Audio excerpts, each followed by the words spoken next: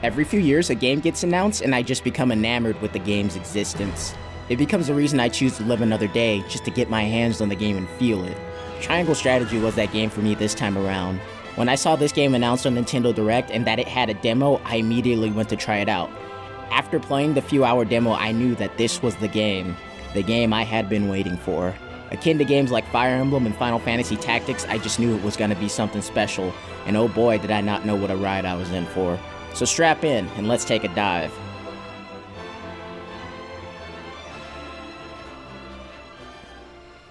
Our story begins with a tale of the continent Norzelia with three ruling factions, Glenbrook, Hyzante, and Aesfrost, a place that had just concluded a long ongoing war between the three nations 30 years prior known as the Salt Iron War, which, if context clues tell you anything, the three nations were fighting over salt and iron. In Norzelia, salt is a very valuable resource that's controlled by Hyzante that they have harvested with slaves. Aesfrost is home to the iron and snow, while Glenbrook has bountiful fertile land with rivers for efficient trade. We're introduced to the young Lord Serenoa Wolfford, who's just fended off a group of brigands with the aid of his allies Roland and Benedict.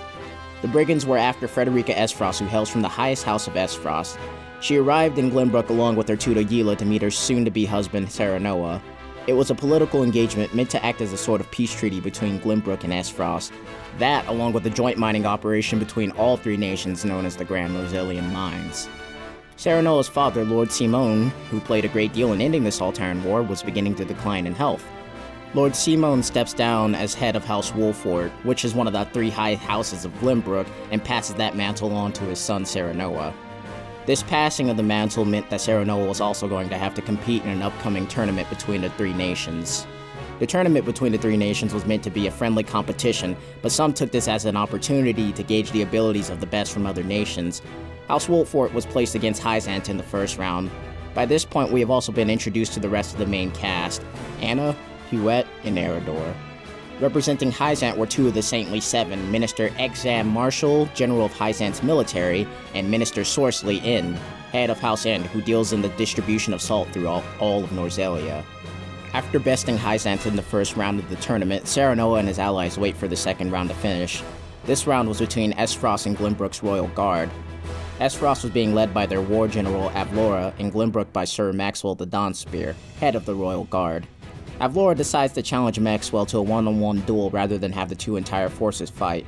Maxwell agrees, probably due to his honor as the Dawnspear or something, I don't know.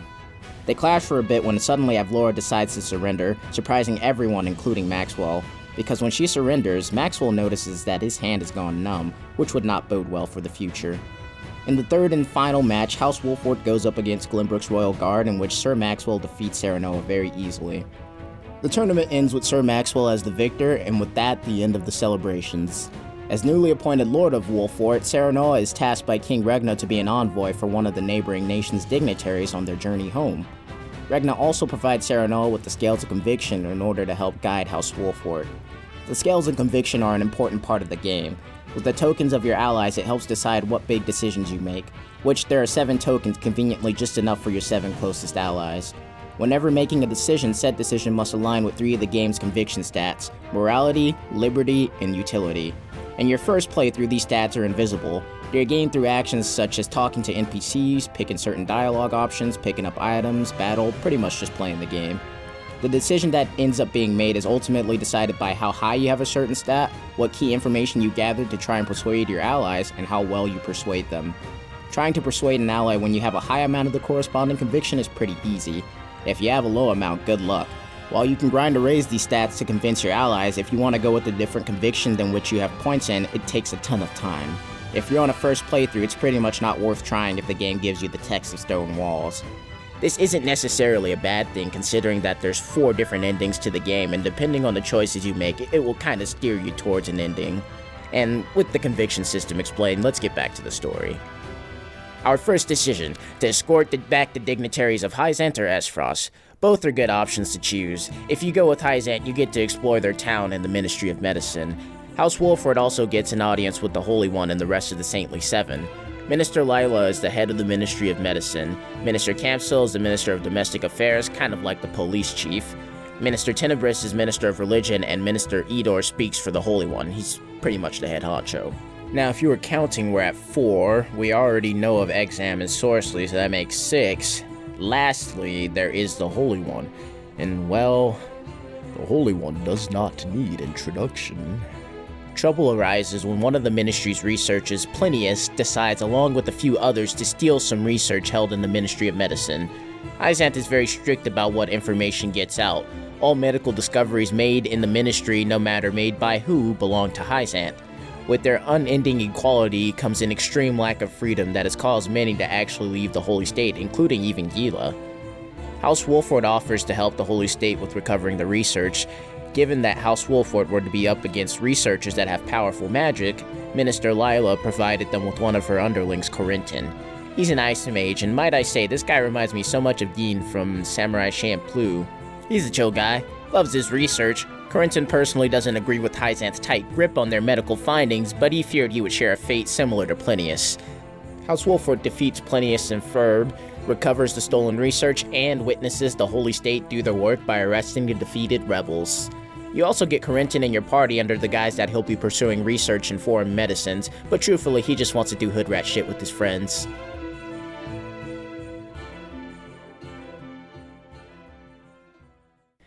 On the other hand, if you choose to go to Aesfrost, upon arrival you stop at the Twins Gate, the entrance to Aesfrost. You meet its appointed overseer, Svarog, who is personally one of my favorite characters in the game. Svarog is father to Dragon Aesfrost, who is to be in charge of the Grand Norzelian mines. Svarog is also uncle to Archduke Gustadolf and Frederica, but of lesser standing, which is why he's pretty much been banished to guard the gate. Gustadolf is the current crown of the duchy, and to be honest, this man is an absolute psychopath. As of now, he seems chill, but trust me, I'll tell you about him later on. There's also the double trouble twins Dallas and Erica, siblings to Gustadolf and Frederica. They're cruel people that bully whoever's around, especially Frederica. Think like Edgar and Ellen or Stinkmeaner's group from the Boondocks. They hate the entire world, including each other. They just hate everything else a little bit more. House Wolford is granted an audience with Gustadolf where he shows them around the Aesfrosti archives, talks about the freedom of the nation, and eventually requests House Wolford's aid with capturing some salt smugglers.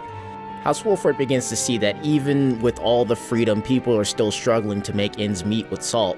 People need salt, but it becomes too expensive to get through normal means due to the increasing salt taxes by Hyzante. The reason smuggled salt is so bad is because it can be impure and potentially cause health problems to those who consume it. House Wolford meets with a man named Sikrus, who is the head of the constabulary of Aesfrost. The old Commissioner Gordon type character, always trying to do what's right within the means of the law. I like him, he's cool. Sikrus provides you with the man on the inside, Rudolph, a reformed salt smuggler seeking pardon. With Sikrus and Rudolph's help, House Wolford defeats the salt smugglers, who turn out to be Aesfrosti soldiers. Gustadolf pardons Rudolph, but on the condition he be exiled from Aesfrost. Rudolph is somewhat apathetic to this because he didn't care much for Aesfrost anyways, so Serenoa offers him a position in House Wolford. After returning to Glenbrook from whichever path was chosen, Serenoa and Frederica continue to plan their wedding. They head off to a Rosellan village in the Wolford domain protected by Lord Simon. Simon gave the Rosellan people that land after they escaped from the source during the Rosellan uprising. The village people hunt and gather, and for their protection share a large portion of the bounty, which is how House Wolford makes most of its money. The reason our party goes there is to have a traditional Rosellan wedding dress be made for Frederica. Up until this point, Frederica had never met another Rosellan that wasn't her mother, and her mother was unfortunately sent back to Hyzante at the end of the Saltire War, where she met her end for causing the rebellion. Getting to meet the village chief, Jerome, the village elder, and the rest of the villagers helps further deepen Frederica's pride in herself and heritage. While Frederica is getting her measurements, Roland arrives in the village looking for Serenoa. You see, when the party escorted the dignitaries back home earlier, Roland went along with House Wolford.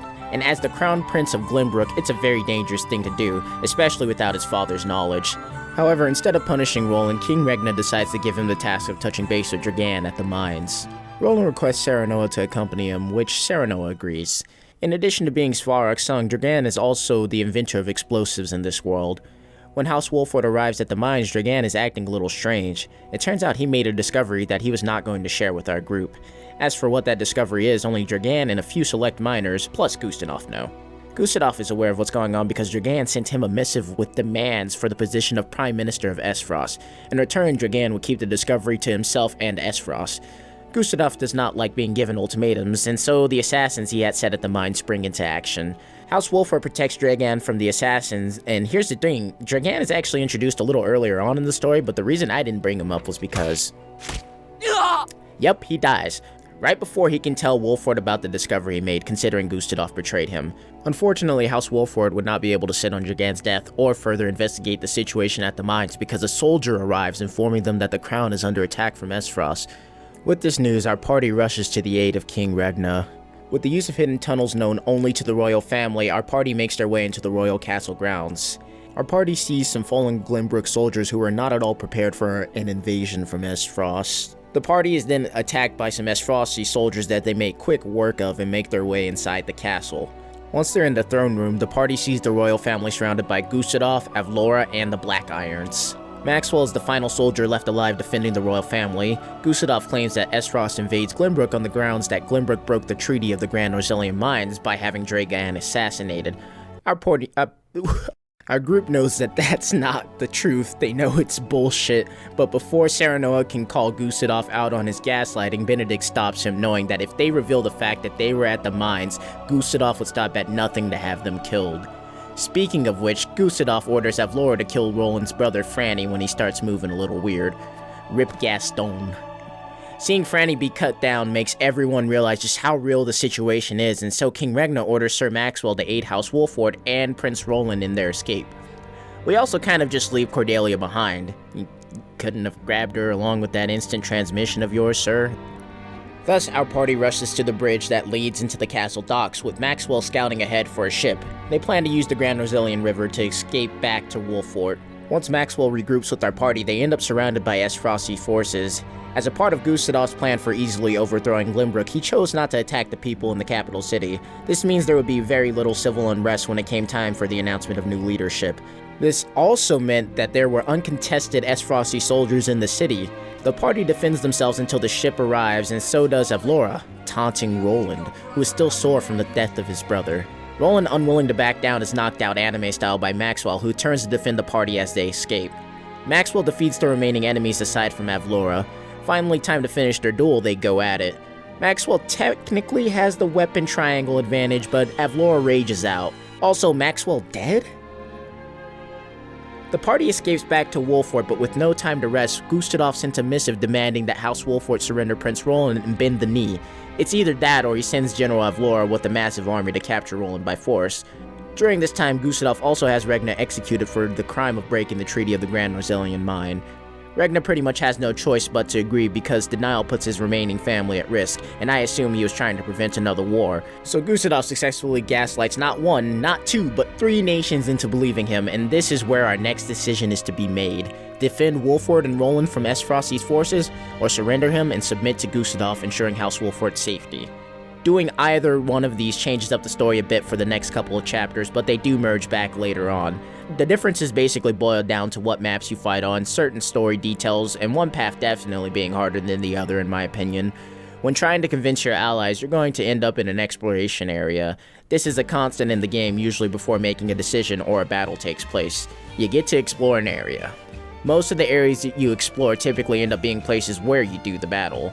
This gives you a chance to get a lay of the land, talk to the locals, find hidden items, game lore, and pet cats. Have fun. I personally really enjoy the exploration segments. They're fun and it's like exploring a little diorama of sorts. I think they're neat. If you choose to stave off the Aesfrosti invasion, your next battle is at Wolford. You've convinced your allies to tell Gustave to fuck off, and that with the help of Wolford's secret weapon they can defend themselves from the invasion. This puts your people's livelihood at risk because the secret weapon is burning down houses to trap your enemies in the flames. It works through the use of the town's aqueduct system and oil. This kinda reminds me of learning about Scorched Earth in school, which is a military tactic to sabotage one's supplies that they cannot take with them and retreat in order to prevent supplying the enemy, usually used as a stall tactic. Now, you can complete this battle without burning the houses. It is a bit difficult, but it is possible through some cheese tactics. With or without the traps, House Wolford is victorious, and with this victory, Silvior Tellior, Lord of House Tellior, one of the 3 high houses of Glenbrook mentioned earlier, comes seeking to form an alliance. Sylvia wants to get the 3 houses back together in order to reclaim Glenbrook from Aesfrost. House Wolford is wary of assistance from Silvio because he did not aid Glenbrook when Aesfrost invaded the capital. Considering his land is the closest to the Crown City, this is pretty sus. So if you accept Silvio's aid, he tries to roofie Roland along with Rufus the rapscallion, waiting to strike down your party in case anything goes wrong. It looks like my special wine put them right to sleep. House Tellior is known for its wine, not its combat prowess, which is why Silvio hired Rufus, a mercenary. House Wolford being aware that Silvio might have some potential schemes in mind, they decide not to partake in the pudding and beat the bad bastards back. They also take Silvio's stuff since they're running low on resources, which I think is hilarious. On the other hand, choosing not to accept Silvio's aid means Rufus, along with Tellio's forces, attack Wolford head-on where the party defends the castle gates. Silvio and Rufus escape in both scenarios. Meanwhile, Gustadolf sends Avlora to defeat House Fawkes to regain her honor, in which she is successful. Conversely, it would be House Wolford cutting down Lord Fawkes if you choose to surrender Roland. At this point, Roland understands House Wolford's situation and goes to give himself up, which he is in favor of when voting, by the way. While giving up Roland is seemingly a terrible idea, you have to remember you all bailed from the castle without grabbing Cordelia. Surrendering him at the very least means they will have each other, not to mention the party has their doubts about Roland being harmed for the time being. Unfortunately, Gustadolf's plans for Roland were to use him as a puppet, with his first action being to have Roland order House Wolford to cut down Lord Fawkes. Going this way is a bit harder considering you have to give up a party member, and the map you end up fighting on is a lot harder, plus the gut-wrenching feeling of having to cut down someone who you would see as a proud ally is tough. If you don't explore the area well enough, you end up missing that one of the lifts in town is broken, which ends up making the battle even harder. I like to think that possibly Landroy had broken it himself considering all the archers they have for this battle. Why would you want your enemies to be able to easily approach you? While the party does try to negotiate with Landroy, Aesfrost sends forces to pincer House Fawkes, leading Landroy to believe that Wolford does not plan on negotiating and is trying to trick him. So you cut him down. Gustadolf ends up ordering Roland's execution for having House Wolford march on House Fawkes. The reason being cited as unnecessary war crimes, I guess. I don't really know if it was any of Gustadolf's business, honestly. Meanwhile, Sorsley End of Hyzante plans to take over the Wolford domain, seeing as they are in a weakened state from battle. Wolford catches news of this and find themselves in an awkward position, but considering Wolford was to be part of Aesfrost, they request aid from Gustadolf to help fend off Sorsley's army. Along with the side benefit of Roland's execution being stayed, you can choose to either side with Aesfrost or House End for the fight. The battle takes place at the Wolford Docks, where you first fight the bandits. It's near the border of Hyzante and Glenbrook, just a fun little game lore fact for you. Once you finish the fight, no matter which side you choose, Exam emerges victorious because he attacks Wolford, like the actual place. Seeing and feeling a giant purple blast come from the Wolford domain catches everyone by surprise, along with the arrival of Minister Exam. Castle Wolford has flames lit, casting a red smoke that signals their defeat. Only a trusted few know to light the flames, so Exam's claims of conquering Wolford are believed to be true. The party are forced to meet his demands back at Wolford. During this time, Cordelia busts Roland out of jail for him to make his way back to Wolford. Cordelia chooses to stay behind and wed the Archduke because she does not want to leave her people without anyone of the royal line. She also wants to avenge her family just as much as Roland. I'd like to add that I cannot believe we choose to give up Roland, and his first thought, once he escapes, is to come back to us. Roland wants House Wolford to help him take back the Crown City, but they're in no condition to assist him. This is where the routes merge again in the story, with the important key event being Benedict having Roland fake his death with the use of his royal signet. Roland then takes on the identity of Maxwell and wears his mask in order to go unrecognized.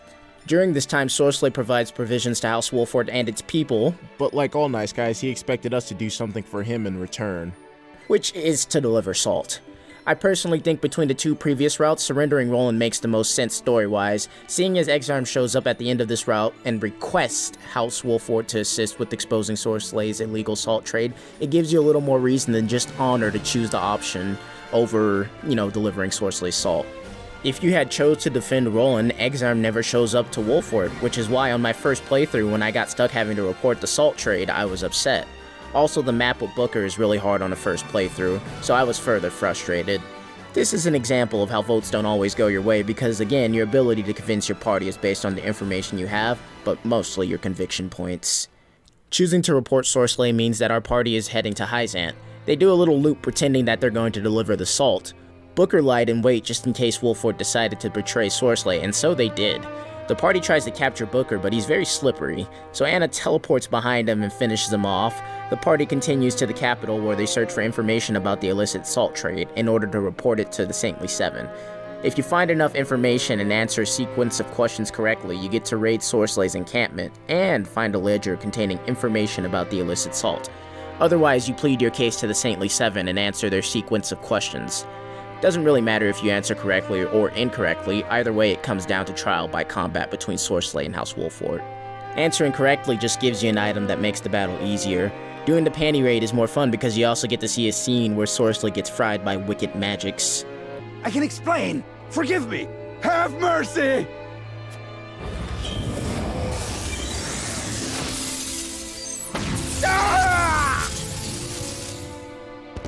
The only downside to doing this path is that it locks you out of the Golden Route, which you obviously know what that means. House Wolfort chooses to accept Sorsley's request and smuggle the salt to Aesfrost. Faced with unpleasant weather, the party is forced to make camp in an abandoned village. The village was thought to be abandoned anyways, however, it was part of the stomping grounds for the daddy-daughter dastardly duo, Travis and Trish. The bandits swipe the salt from House Wolfort during the night, and so the party has to defeat them to get it back. Once they're fended off, our party rests and then continues to Aesfrost to deliver the salt. Upon arrival at the Twins' Gate, the party is met by a group of soldiers led by none other than Svarog. It turns out the illicit salt was for him, and he's just as surprised to see House Wolfort is the one delivering it to him. Svarog and the party meet in his chambers, where they talk about their circumstances and what led them down their dark paths. Svarog, extremely distraught over Dragan's death, threatens House Wolfort because he would do anything to find his son's murderer. Frederica eventually is the one to tell her uncle that they were at the mines the day Dragan died. Benedict further extrapolates that House Wolfort and Roland were the only representatives from Glenbrook at the mines, and that the arrow that killed Dragan was from an Aesfrosti soldier. Svarog takes his time digesting all this information and implications along with it. He allows House Wolfort to camp within Twins' Gate for the night. The party, still unsure if Svarog can be trusted, wonders if it's worth it to make an effort to gain his trust. So the next decision comes down to deciding between choosing to reveal Roland's identity to Svarog or not. The next split is simple. If you choose not to reveal Roland's identity, Svarog spares your life but does not pay you for the salt you deliver. Twins' Gate apparently has a very large Airbnb cleaning fee, upwards of 10,000 gold. Since Svarog robs House Wolfort and they need to pay Sorsley, Benedict hatches a plan to reach out to Claris, head of the Consortium. The Consortium is basically just a giant merchant's guild that handles trade throughout Norzelia. House Wolfort enters the secret tournament run by Claris and claims victory over Rufus, who happens to be one of the contestants. Personally, I don't know why you would do this route and miss out on one of the best chapters story-wise in the game, unless of course you're forced to do so. Conversely, while revealing Roland's identity to Svarog might seem like a strange idea, it's meant more so to stand in the place of actual evidence for Dragan's death. If the party is willing to reveal a secret that puts their entire lives at stake, they must be telling the truth about, well, everything. Svarog, being the sharp man he is, begins putting things together, and if you hadn't, as the player, Benedict spells it out for us. He was always asking how long I intended to leave Gustadov to his own devices. But just who would kill my boy, and why? As we said, we unfortunately do not know who did it. But neither Glenbrook nor Wolfort stood to gain anything from his death. Even if there were something to be gained, we would not have acted without preparing for retaliation. But, as you can see from the current state of Glenbrook, The capital was easily taken while merrymaking over the mines. A fair point. But there is someone who could use your son's death for his own purposes, to put the crown within his reach. The Aesfrosti royal family always openly looked down on Svarog due to his lower status, but he is technically up there on the ladder. Not to mention Svarog is well aware of the fact that Gustadov will do whatever it takes to get what he wants. While discussing matters, Huette discovers a spy outside of the door listening in while she's patrolling. One of Svarog's elite trusted guards. Turns out he was working for Sikris and sending information back to him. He tries to escape with the information that Roland Glenbrook is alive, but not before Huette puts an arrow in him. Not too long after, Sikris arrives at Twins' Gate due to the previous reports from his guard. Sikris ends up recognizing Lord Serenoa and demands to know what's going on. Sikris and his forces were ready to apprehend the party, including Roland. The party is forced to defend themselves and push back Sikris' forces. With the help of Svarog, House Wolfort are able to keep their names clear of any crimes by pinning the blame on the dead soldier. After successfully delivering the salt for Sorsley, or getting the money from the tournament, House Wolford and Sorsley are summoned to the Hierophant's palace. They are called to the palace because one of Sorsley's men found Sorsley's secret ledger containing the information of the illicit salt. For this crime, Sorsley is executed, and when the Hierophant's attention turns to House Wolford, Serenoa fears the worst. To everyone's surprise, the goddess shows mercy. Something about Serenoa's love and willingness to do what it takes for his people resonates with the Hierophant. The Hierophant offers Serenoa the position as one of the Saintly Seven, seeing as they suddenly have a vacant spot. The only condition being Serenoa would have to return to Roselle under House Wolford's care to the source. Serenoa tries to reason with the Holy One, but Indo exclaims, something moral quandaries. Upon leaving the palace, Exarm comes to put a little salt in the wound. To add to the cavalcade, Serenoa, Frederica, and Roland go to the source to see how the Roselle are treated. Days without food or water, lashings, breaks only in the form of prayer? Oh god, the absolute horror. This makes House Wolford's decision much harder to make. Being aware of the fact that Wolford may not deliver the Roselle like he wants, Indo decides to send his spy to make dealings with Silvio. Yeah, you remember that guy? Indo wanted to ensure that the Roselle were returned to him in case House Wolford decided not to. Silvio is more than happy to accept the offer since he needs the money or else Rufus will get him. During this time, Aesfrost, and by extension Glenbrook, abruptly cut all ties with Hyzante and their salt. How strange. And so, to enslave the people your dying father swore to protect, or honor your father's word and protect the Roselle? Obviously, the second option is best because we can't let Daddy down, and also the fact that choosing to surrender the Roselle locks you out of the Golden Route. When House Wolford arrives at the Rosellan village, they find Jerome defending it from Silvio, Rufus, and the Hyzantean soldiers. Serenoa jumps to defend his people from the Hyzantean forces, and after Serenoa slays Silvio, Rufus informs House Wolford that Hyzante has reinforcements coming to collect. Afterwards, House Wolford meets with Jerome and the village elder. The elder tells them the story of the Rosellan uprising led by Frederica's mother, Lady Orlea, during the Saltire War. The elder also informs them about a gash in the statue of the goddess at the source that was from Lady Orlea. Jerome adds that he would often hear whispers from his parents about a key to topple Hyzante's rule left in the village.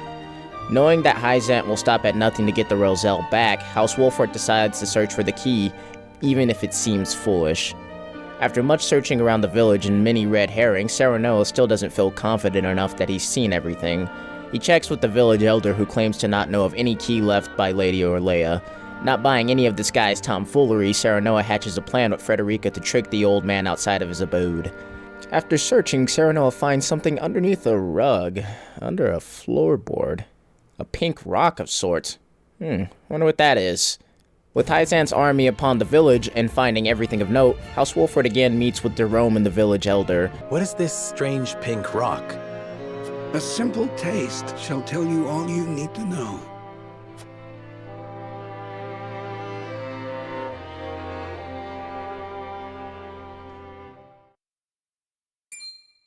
My word, it tastes of salt. No, it is salt.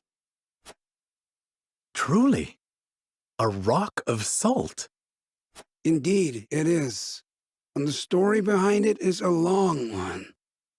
This crystal before you was brought here by Lady Orlea. My mother brought this? And you knew of this the whole time, Elder? Yes, but the seeds of conflict ought not to be left in the sun where they are apt to grow. That was our decision. After showing the village elder the pink rock, he finally decides to reveal the truth of its origins and the lies of Hyzante. Along with securing the safety of House Wolford and its domain from Hyzante, Benedict also gets House Wolford an audience with the Saintly Seven in order to negotiate terms of reclaiming Glenbrook for keeping the secret of the salt. When House Wolford arrives at the Hierophant's palace, the Saintly Seven are surprised to learn of the salt crystal's existence. At first, Indo tries to act oblivious. This is when Benedict steps in and starts tearing him a new one. Have you any proof that this was not created by magic or technology? Well, With all due respect, Minister, I have a question for you in return. What do you think of Aesfrost and Glenbrook's decree to stop trade with Hyzante?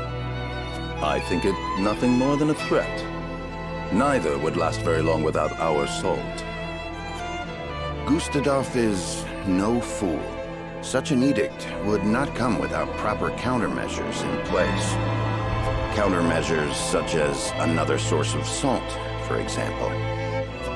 Having their own salt would make Hyzante redundant, at best, and your nation would soon find itself in dire straits without the salt tax's revenue. What is it you want from us? Your full support.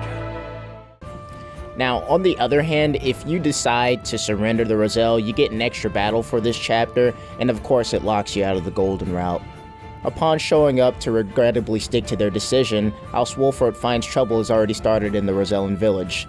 They see the dead bodies of a few villagers outside and come to find out that Lord Silvio, along with Rufus, tried to go to the Rosellan village before going with House Wolford.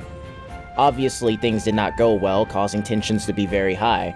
Jerome is no longer willing to listen to reason at this point, and goes to defend the village. House Wolford has to subdue the Rosellans without killing them, but Rufus doesn't get that memo. When Rufus goes to land the finishing blow on Jerome, Serenoa jumps to defend him. This, along with the fact that Frederica's mother is Orlea, is enough for Jerome to at least hear House Wolford out. Subsequently, negotiations are had, but still do not go well. Jerome doesn't want his people to go back to the source, and that's fair. Serenoa tries to reason that if they're all to survive, his people would have to give up their freedom for the time being. House Wolford doesn't have the might or leverage to defend themselves from Hyzante, so either way it looks bleak for the Roselle. Silvio and Rufus oversee their negotiations, but only really make things worse. They also plan to give Hyzante a report on the Roselle's status by the next day, so the clock is ticking. Afterwards, Serenoa and Roland have a heart-to-heart about what it means to lead their people. Jerome is listening in and learns that Roland is still alive, because, he's supposed to be concealing himself. After hearing Roland and Serenoa talk openly about how they feel, Jerome offers to convince the villagers to hear them out again in the morning. Unfortunately, this meeting would never happen. In the early morning, Silvio and Rufus gathered Hyzantean soldiers to come take back the Roselle by force. Seeing as reason is no longer an option, Serenoa decides that House Wolford will defend the Roselle. Once House Wolford staves off the Hyzantean forces and slays Silvio, they scramble to decide their next move. Before escaping, Rufus informs House Wolford that more of Hyzante's forces are coming because Silvio told Idor about House Wolford's betrayal. After much consideration, Jerome finally decides that he is willing to do what it takes for a better future, and is willing to give himself up. The other villagers agree. After seeing House Wolford's resolve to protect them, Serenoa returns to the Hierophant's palace with her pleased that the Roselle have been returned to the flock. Serenoa is officially granted the title of Saint and secures House Wolford's safety. Serenoa meets back with Roland to tell him the good news. Roland is delighted to hear of Serenoa's new position, then immediately requests that Serenoa help him reclaim Glenbrook. Serenoa begrudgingly agrees, and they begin to plan to make their case to the Hierophant. This is where the routes merge again. After revealing Roland's identity to the Saintly Seven, they decide to provide their full support in the effort of reclaiming Glenbrook. Along with providing House Wolford's soldiers for the battle ahead, Hyzante also gives them an experimental war weapon known as the Elfric, a purple crystal that when set off causes a large explosion. If you chose a route where you ended up surrendering Roland, you already know about this because Exam uses it on Wolfort. Idor appoints Serenoa as one of the Saintly Seven, and also sends along his spy, Milo, with the convenient reason being that she knows how to use the Elfric. Because the weapon is unstable magic, it's important that someone who knows what they're doing handles it. Pretty much everyone is aware of the fact that she's a spy, but she doesn't try to overdo it. Everyone knows she knows, everyone knows, and she knows everyone knows that she knows that everyone knows, so I guess it all shakes out. Accordingly, now it's time for the next big decision to make. This time we actually have 3 choices, one for each of the conviction spectrums. It all comes down to how does the party want to use the Elfric. Benedict wants to do extreme terrorism war crimes and blow up the dam at the Telio Reservoir. That would cause a flood in the Crown City. Sure, this plan is brutal, but it would ensure that Aesfrost doesn't have the chance to retaliate. Roland, on the other hand, wants to make use of the hidden tunnels again, sneak their way into the castle, and blow up the Aesfrost warship to prevent the enemies from escaping. Quite the sly, underhanded method, the only issue being that the enemy could potentially be aware of the tunnel's existence considering Cordelia is in their clutches. Lastly, but not certainly least, Frederica would like to destroy the bridge to the castle and force Aesfrost to parley. This would keep the citizens safe, but a frontal assault is so predictable. All of these plans definitely have their ups and downs. During the time of House Wolford's planning, Gustadolf returns to Aesfrost because he gets word of Svarog's secret weapon, the Death Snell. Gustave orders Erica to go to Hyzante to spy on the Saintly Seven, and for Dallas to conduct himself in Glenbrook as if Gustave never left. Since Gustave fears a potential uprising in Aesfrost, he returns to snuff it out. What impeccable timing for House Wolford to choose to invade Glenbrook, with its God King Emperor being gone and all. We'll start with the most brutal of the plans. Prior to planning, Benedict has Huet scout out the Teleor Reservoir to see how many Aesfrosti soldiers are stationed there. Seeing as there weren't many, Benedict concluded that his plan to blow up the dam was out of Gustav's calculations. It being so vulnerable to an attack means this one is the easier of the route splits. After clearing out the soldiers there, House Wolford and Milo set off the Elfric and break the dam. This causes a flood to stir towards Whiteholm. Once Exam and Campsell see the purple smoke, they know that it's their signal to go to Whiteholm and warn the people of the coming flood. The people evacuate with General Vlora being washed away by the flood, along with some of the Aesfrosti army. Unfortunately, the casualties are great for both sides, Aesfrost from its lost forces and Glenbrook from the destruction of the Crown City. Another reason this is the easier of the choices is because you don't have to fight at Vlora. When House Wolford makes it back to Whiteholm Castle, they find it barricaded by Erica and Thalos along with the remaining Aesfrosti soldiers that were in the safety of the castle. House Wolford marches on them and reclaims the castle. Cordelia makes her way out to House Wolford but is struck by an arrow meant for Roland. In contrast to the last choice, choosing to go with Roland's plan to sneak into the castle and blow up the warship is an idea that seems a bit more reasonable. It cuts off Aesfrost's escape route while House Wolford would have Hyzante's army storm the Crown City. In truth, Roland also feared that Cordelia could be used as a hostage, something he only divulged to Serenoa. Upon sneaking into the castle courtyard, House Wolford finds that it's not heavily guarded. After taking out some guards, they make their way to the castle docks to find the Aesfrosti warship being loaded up with wares from merchants of Glenbrook. Serenoa decides to disguise himself as a merchant to get more information on the situation. An Aesfrosti soldier informs him that they're loading the ship up because Dallas and Erica ordered them to. The two had planned on returning to Aesfrost with foreign goods to sell them at high prices. Serenoa helps load the ship. Once all is said and done, he returns to his allies with the information, only for them to be discovered. House Wolford prepares for battle, with their plan still being to blow up the ship. Dallas emerges from the ship to stop them, and Milo hits us with the most unexpected horny line in the game. I would hate to have to satisfy an entire army, reinforcements and all. We love you, Milo. At some point in the battle, Erica shows up with reinforcements. House Wolford takes them all out. While Milo arms the Elfric to blow up the ship, a pretty interesting exchange of dialogue happens, showing off the party's current splitting ideals. Erica. Thalos. They'd have killed us if we hadn't acted to protect ourselves. It had to be done. Benedict's right. It's no more than they deserved for destroying so many lives to get their way.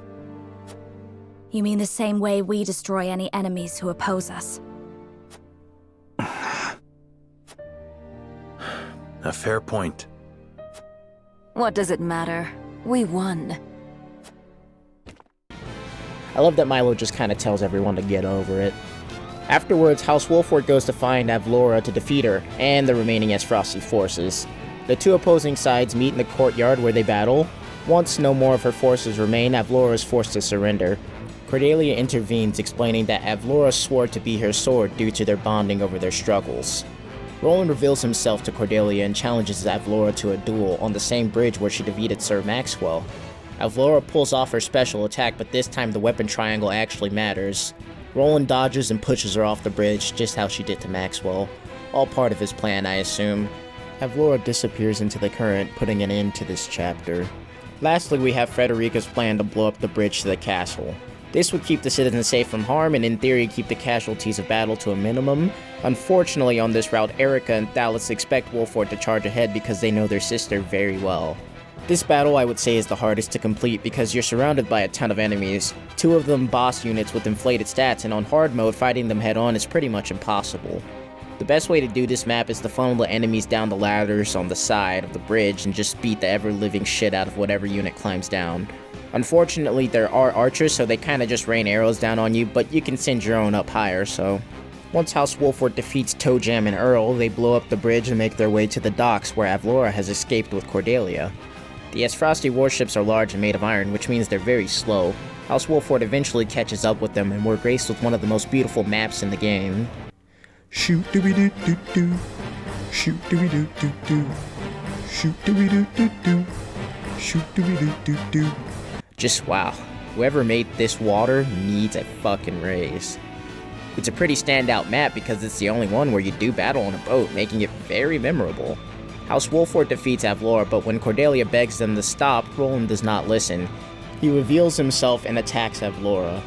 Yeah, that's right, the goofball Roland wouldn't listen. I do find it interesting that the only route Cordelia does not get injured on is the route where we do Roland's plan, which makes sense in a way considering he wanted to sneak into the castle to ensure no harm was dealt to his sister. It's a nice narrative touch, I think. Now this is once again where the routes merge, but only for a brief moment. Prince Roland ascends to the throne, becoming King Roland.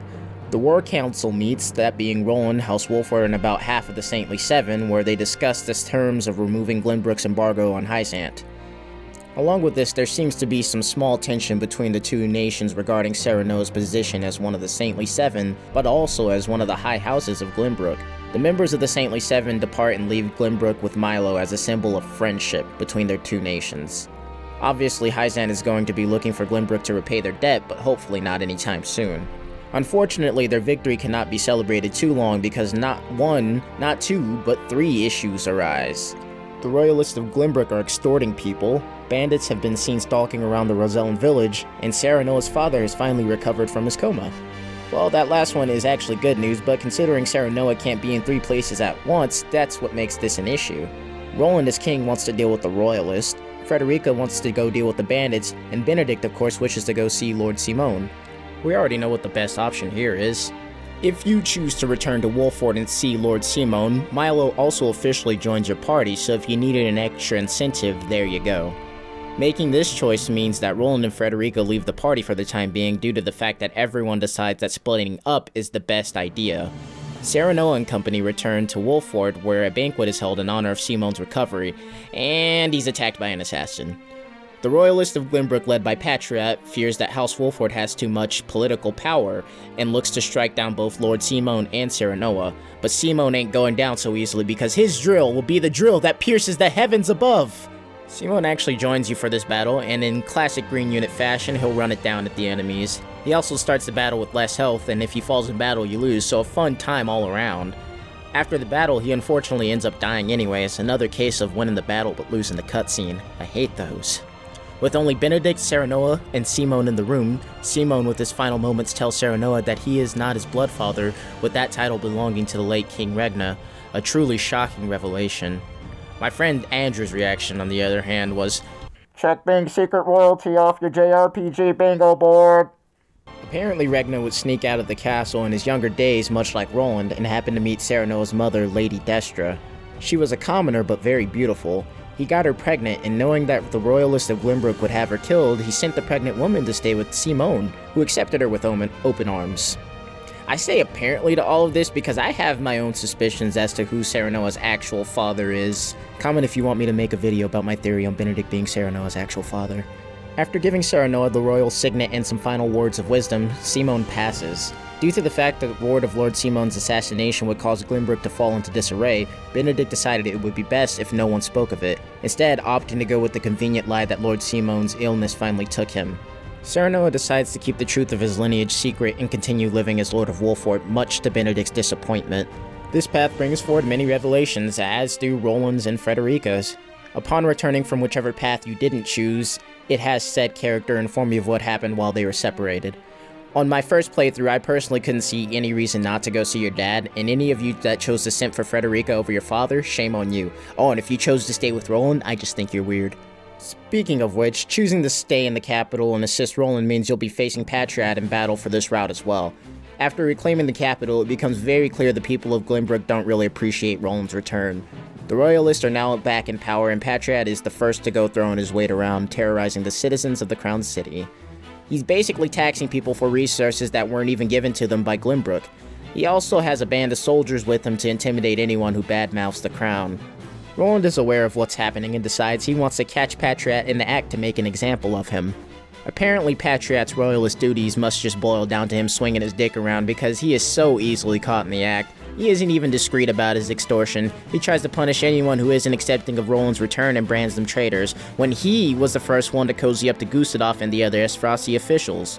But of course, milady, I shall have the servants fetch it at once.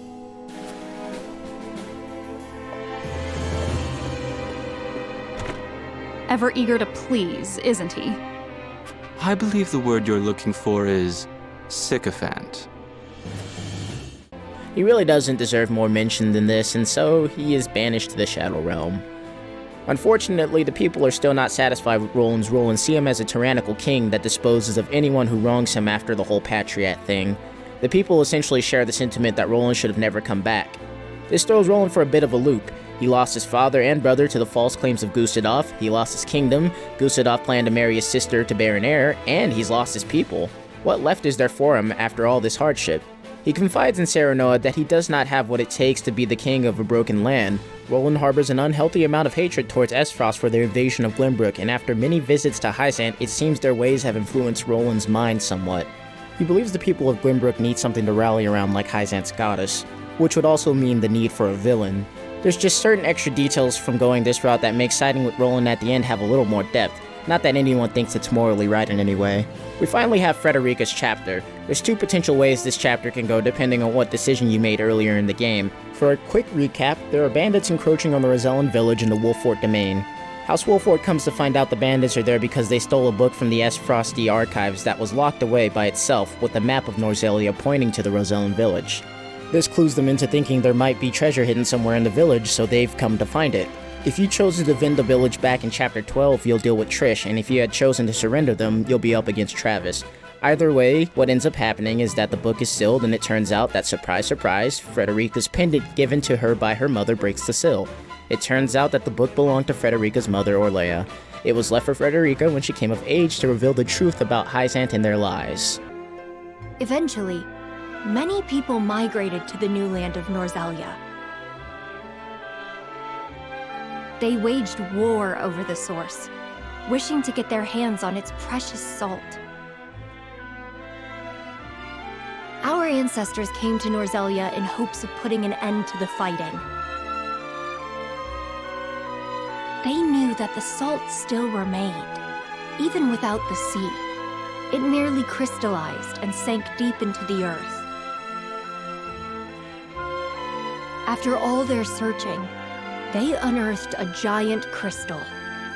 No, a very pillar of salt. They showed it to the people of Norzelia, told them that salt could be found beneath their very feet. However, those who had seized control over the source sought to reign over all of Norzelia by controlling the salt. They, the holy state of Hyzante, attacked and slaughtered the Roselle.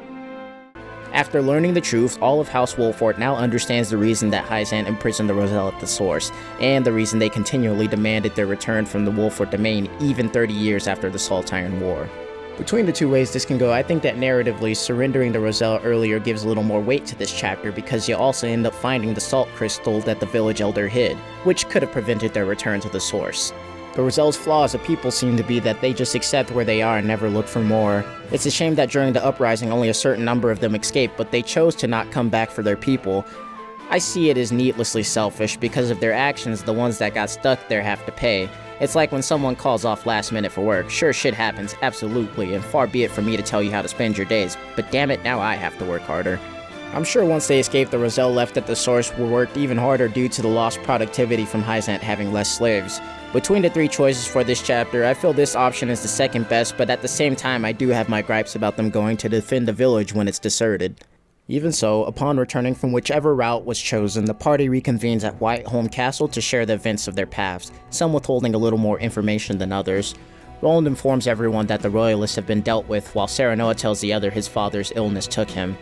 Frederica happens to be most forward in her findings about how her mother's diary exposes the lies of Hyzante, further corroborated by the salt crystal found in the Rosellan village. Benedict and Roland don't seem to really buy all of it, possibly due to their own agenda or the fact that they weren't there for the diary's reveal. Their conversation is cut short when the soldier arrives, informing the party that survivors of the Aesfrosti army have gathered at the Norzelian mines. Roland requests House Wolffort's help with the soldiers to find out what they're up to. The party heads to the mines to find no one guarding the entrance. When they make their way inside, they find explosives laid throughout the mines. Suddenly, from the deepest, dankest part of the cave, an Aesfrosti soldier emerges and alerts his allies of our party's presence. The captain of the Aesfrosti forces orders his men to set the explosives off and bury themselves, along with House Wolfort. Our party engages the enemy, constantly having to deactivate the bombs enemies are setting throughout the mines. I think this map is pretty fun with all the mine rails. It's not a very difficult map by any means, but it is a fun chapter.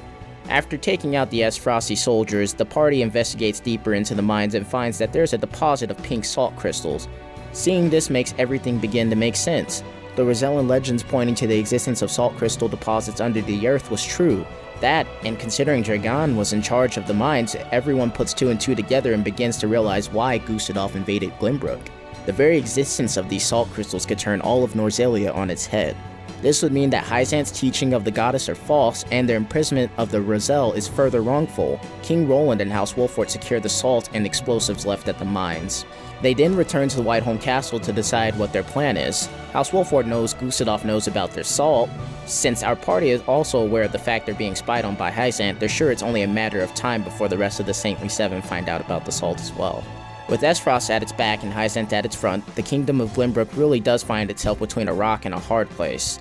A decision must be made quickly or else they risk losing everything. All of Norzelia prepares to once again be plunged into war.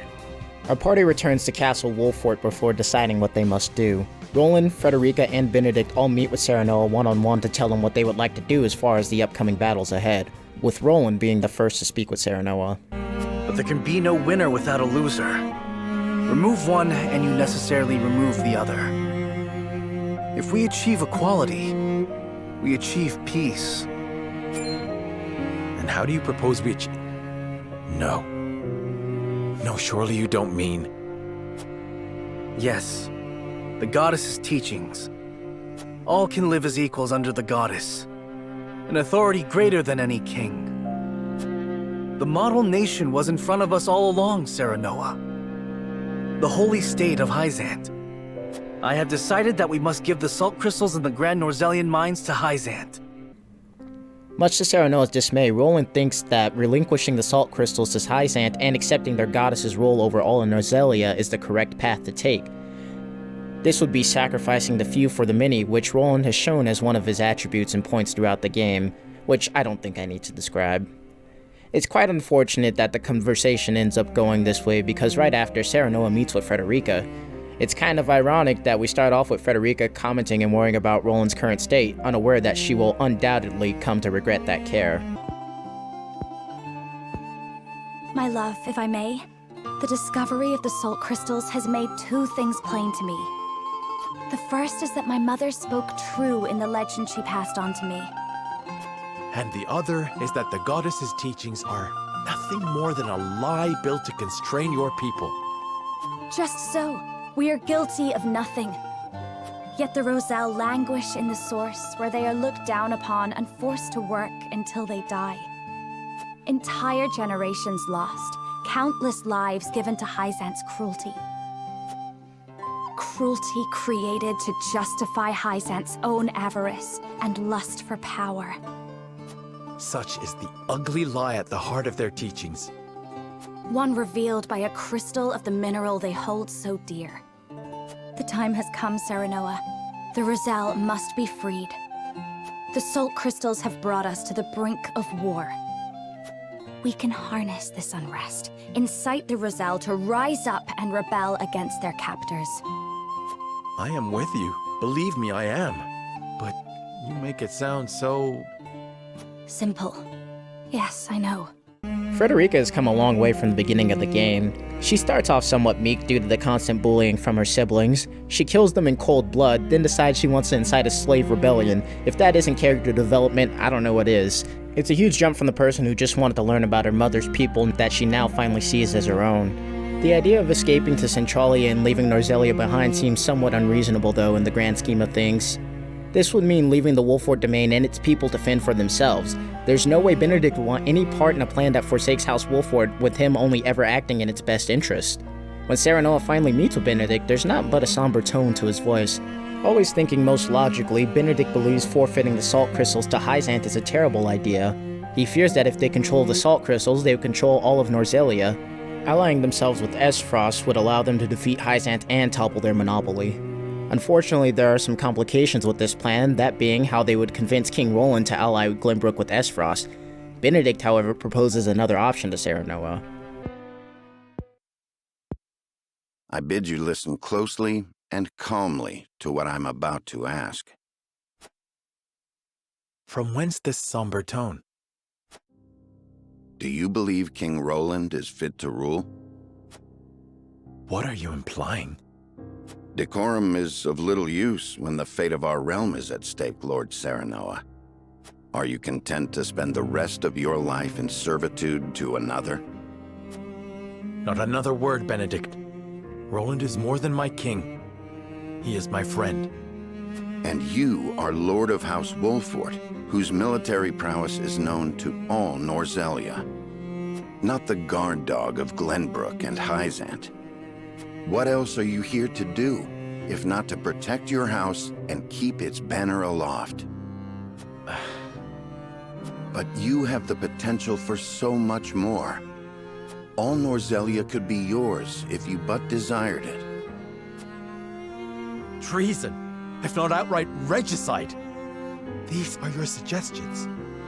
Of course not. The blood in your veins and the royal family's ring are claim enough to the throne. There is no need for violence. These cutscenes with each of Serenoa's most bonded, loved, and trusted people are very character-defining for them. I say character-defining because while you see Frederica grow, Roland kind of begins to go backwards, holding on to his hate for Gustave. I also very appreciate the fact that we don't really see Benedict change at this point in the story. He stays a very stagnant character, and that's not a bad thing. Having a character that doesn't change or has a hard time changing throughout a story kind of reminds me of a parent that has certain set-in-stone views and always believes they're right. You would have to peel their eyes open in order for them to actually see anything different.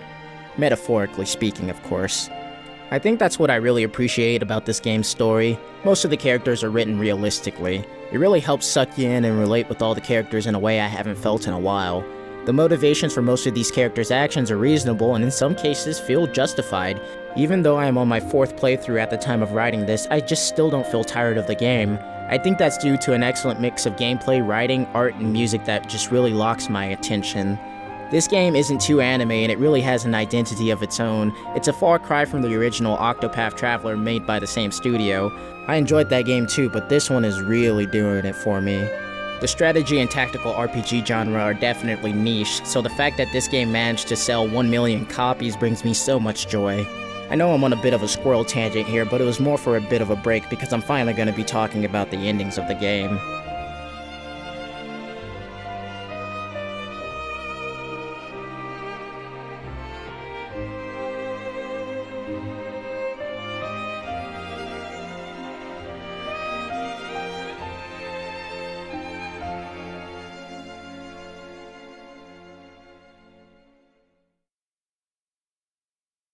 With 4 different potential endings on your first playthrough, odds are you'll only end up with access to 3. This is because of the points I touched on earlier about certain decisions locking you out of the golden route. If you're playing blind, it's unlikely you'll make all of the choices you need to make to unlock the option for the 4th ending. This is because the game kind of pushes you into making the decisions that lock you out with its conviction system, which is kind of unfortunate. The group meets for War Council where Roland, Frederica, and Benedict lay out their plans. Each has reached their boiling point and wants Serenoa to stand with them on their decision.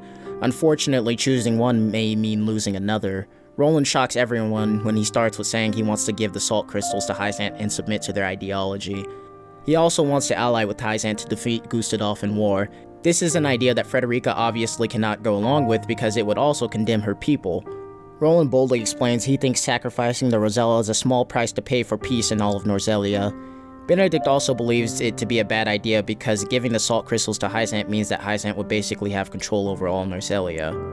Benedict explains that he would prefer to ally with Aesfrost and use the salt crystals as a bargaining chip to convince Gustave to join their side.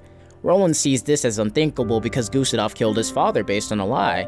Roland makes sure to let Benedict know this. However, Benedict retorts that if Roland is willing up to give his rule of Glenbrook to Hyzante, he should have no problem doing the right thing for his people. Before they can continue, Frederica interjects claiming that both Benedict and Roland are wrong. She believes defying Hyzante by freeing the Roselle would be the right thing to do now that proof exists showing Hyzante's teachings as lies. Benedict reminds Frederica that Glenbrook's resources are already stretched thin. Trying to fight to free the Roselle would put them at a further disadvantage. Roland agrees with Benedict, stating that if Glenbrook started a war with Hyzante, Aesfrost would take the opportunity to destroy Glenbrook. Frederica offers an alternative solution, that being to free the Roselle at the source during the chaos of battle and escape to Centralia along with the Rosellan village. Benedict absolutely cannot believe his ears when he hears this. Benedict tells Frederica Centralia is a myth and that taking that road would lead to their destruction. Hyzante would follow them to the ends of the continent if they tried to escape. Serenoa finally puts an end to their bickering. Each is unable to come to an agreement and they're sticking by what they believe is right. Subsequently, the final vote must be held for the group. For the endings, I'm just going to go in order of which I played them, minus the golden ending. I'll save that for last. If you decided to convince the others to assent to Benedict's strategy on your first playthrough, you probably saw it as the most reasonable of options between the three choices. That is, if you weren't using a guide to check all the golden route points. Roland can't abide by the Scale's decisions and orders Serenoa to gather an army and march on Aesfrost. Benedict decides to reveal the truth of Serenoa's lineage and the royal signet to prove it. This would mean Serenoa has the right to the throne. This shocks everybody, but to Roland, it all begins to make sense. He admits that he's envied and admired Serenoa. Constant success after constant success for Serenoa began to make resentment burn in Roland because of his own unfortunate circumstances. Serenoa tells Roland that he's admired him because of all the burdens and stress he's managed to deal with up until now for the people. Roland decides to challenge Serenoa to a duel. Unfortunately, there is no swaying Roland from this decision, and with Benedict egging Serenoa on like the #1 dad he is, the two engage in a duel where Serenoa is victorious. Roland demands to be slain, but Serenoa doesn't want to. But Benedict is all like, "Fucking do it, Serenoa, fucking kill him. Those were the terms of the duel and he initiated it. Do it, Serenoa." At this point, I'm starting to think picking Benedict was a slight mistake.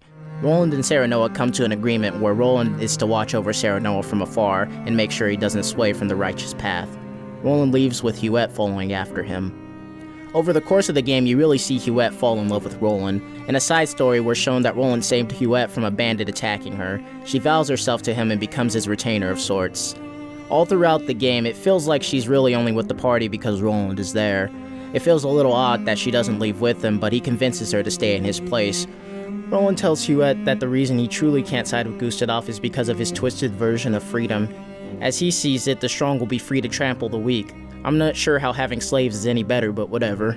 I didn't really care for Roland as a unit, but this made him a much better character to me. It was a bit of a tender scene because the entire time I played the game, Roland and Serenoa's friendship always made me feel like there was something more to it. It then turns out that they're actually brothers and now they're fighting each other, being split apart because of burdens they've been born into. I think Roland is a well-written, mostly consistent character, and him being seen off this way cements him as one of my favorite characters in the game. Say what you will about Roland, but that guy taught a horse how to climb a ladder, and if that isn't impressive, I don't know what is. So this is goodbye. We come to a scene where Frederica and Serenoa are visiting his mother's grave the night of Roland's departure. Serenoa notices Benedict approaching and decides they should hide because Serenoa's not ready to talk to him after pushing to have Roland ousted. Benedict visits Destra's grave quite often throughout the game and usually talks about Serenoa's exploits. He's quite committed to her, and he reveals that all he does for Serenoa is to atone for not being strong enough to save Destra the day she died in some sort of hinted-at tragedy.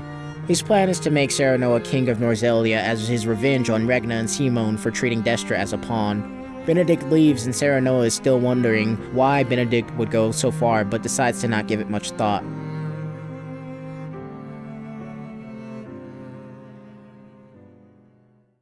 The next day, our party heads to Whiteholm Castle to inform the Royalists and the people of Serenoa's new position as king. Everyone in the kingdom seems to take this well given House Wolford's previous exploits and the fact Serenoa possesses a royal signet proving his lineage. Benedict then prepares for negotiations with Aesfrost and his plan to overthrow Hyzante. After hearing the news of Serenoa's ascension to the throne, Minister Idor decides to have Minister Exheim return to Hyzante to defend the city. Idor fears Serenoa will turn on Hyzante, and he is correct. Benedict also begins to enact his plan, with his first step being to cut ties with the consortium. He summons Claris and tells him to get the fuck out of Glenbrook. Benedict expects Claris to report back to Hyzante and cause a disruption.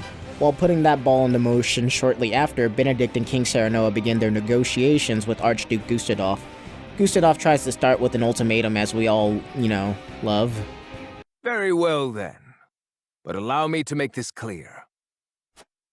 If you wish for an alliance, you will give me the salt crystal veins. Over the course of their negotiations, Benedict slowly begins to convince Gustave by showing their understanding of salt and showing a greater vision than his own. After realizing his mistake in killing Dragan, Gustave decides to ally with Glenbrook, checking off another step in Benedict's grand master plan. With this alliance, Glenbrook now has access to the Death Snell, which is strong enough to destroy the goddess's shield. This will allow Glenbrook to storm Hyzante's capital, which up until now would have been near impossible. Benedict knows that setting up the cannon will take a while to prepare, so his plan is to divert Hyzante's army away from Aesfrost while they set it up. Knowing that Glenbrook couldn't hope to take on Hyzante's forces alone, he had an anonymous letter sent to Minister Tenebris listing all of his illegal activities, including being a part of the illegal tournament business with Claris. Along with that, he had a letter sent to Claris impersonating Roland in order to have Claris believe that if he were to go to war with Glenbrook's army, Roland would flank with his own, ensuring their victory over Glenbrook. Benedict knows that Tenebris and Claris will jump at this chance to gain notoriety and push themselves in an unfavorable position on the battlefield. An absolute 4D chess master plan that preys on the emotions of men. All of this is set into motion. Glenbrook begins their attack on Hyzante while Aesfrost sneaks to the south and begins to set up the Knell. Hey, Michelle, I decided I want to give this cannon a cute little nickname. I'm going to call it the Knell, short for Death Snell.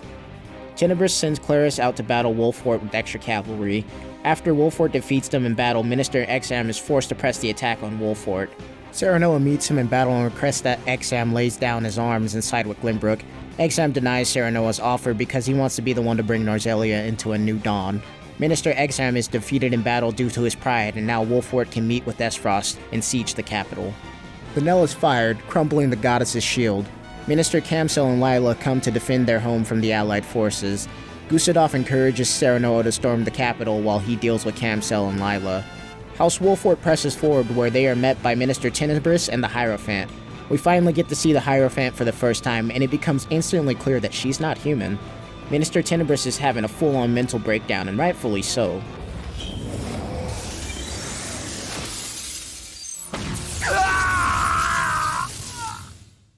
This happens in the same cutscene 30 seconds later. I can only guess Minister Idor sent Tenebris out to have him made an example of by his goth GF, to put the fear of God and goth girls into House Wolfort. You see, Serenoa, goth girls with dark hair are the future. That pink-haired punk alt girl Frederica is only going to get you killed. After witnessing Tenebris' skull get crushed by the Hierophant's thighs, Serenoa becomes deterred. On top of that, she begins to summon some creatures that look like lifeless corpses attached to strings, and that's what they are. At this point, Serenoa calls for a retreat, but Benedict cuts him off. Benedict, with very little sleep and an unwavering determination, lays down one of the most encouraging pep talks ever. I do not deny we face an enemy unlike any we have faced before. But to withdraw now will allow Hyzante to recover its strength. I thought you believed in what the salt promises. I thought you were resolved to do whatever it takes to forge a better Norzelia. The future is as strange and frightening as any foe. How can you be brave enough to change one when you flee in terror from the other? Be not afraid to fight for your chosen path, Lord Serenoa. We will fight beside you every step of the way. This is the final battle for this route, and as far as final battles go in this game, this is probably one of the easier ones. It's really just a straightforward battle compared to the others, and no green units. The trick to this battle is not getting hit by the Hierophant's Divine Punishment ability, because on hard mode it will without a doubt one-shot your units. You can avoid it easily with ability management, but it does unfortunately mean that using your unit's strongest abilities might be out of the question. After cutting down the Hierophant, Gustave shows up with Lila, where she explains that Idor had her build the big titty, the Hierophant. Idor believed having an immortal figure would help with the longevity of the faith in the goddess. Truthfully, she was a puppet and Idor was pulling the strings all along. Idor had sent out the Hierophant to buy himself some time to escape. Finally, Hyzante has been brought down and Norzelia is free from its tyranny and taxes. No more slaves, the people are free to do as they choose, salt can be accessed by anyone with the means, but the ending is not as good as it seems. In this scenario, the rich get richer while the poor stay poor. The Roselle are freed, but due to the unfortunate stigmas caused by Hyzante's teachings, they are never really able to get their foothold in society and mostly struggle. This is shown to us when Anna approaches Serenoa sitting on the throne. She informs him that she caught the criminal who robbed and murdered some salt merchants. It was a Rosellan who was just desperate to feed his family. When you have nowhere or no one to turn to, what do? Even with an edict forbidding discrimination against the Roselle and systems in place to help people find work, it's still not enough. Just because those systems are there does not mean they work, and this is the truth of a capitalist society. Prosperity at the suffering of the poor. They do not care who you are. While the world continuously tries to tell us as individuals the only thing holding us back are us, I just currently find that hard to believe. This ending really shows that someone always suffers, and with one final cutscene, we get to see Roland one more time. He's become a monk, handing out food to the poor. Unfortunately, Roland runs out of bread and decides to keep an old Rosellan man company as he passes on. Afterwards, Indo reveals himself to be working with Roland. It seems they found a new group of people that have a common enemy, the have versus the have-nots. It turns out Roland was right about what would happen with Gustavo's vision of freedom. It's quite unfortunate that even with Serenoa and Benedict's greater vision, they still cannot bring prosperity to everyone, but hey, at least they're at the top, right?